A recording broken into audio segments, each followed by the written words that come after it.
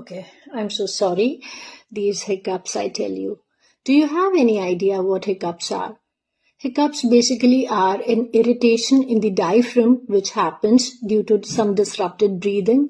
Maybe because you're eating way too fast, you're eating when you're too anxious, mindless about what you're having, maybe when you've had something really spicy, which is causing some irritation in the diaphragm and disruption in breathing.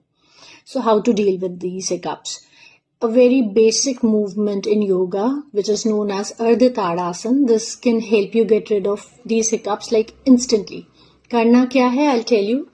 Sit straight. Your back has to be straight. You can sit on the chair. That's completely okay. With an inhale, you have to take both your arms all the way up. Stretch them up nicely so that your rib cage is elevated. Your diaphragm is lengthened and there is space. You're trying to create space in the rib cage. Now you gently close your eyes and start some mindful breaths. Just go for 10 counts of mindful and deep breathing. Gently come out of it and the hiccups are going to go instantly. Just try it and let me know, did it work for you? Thank you.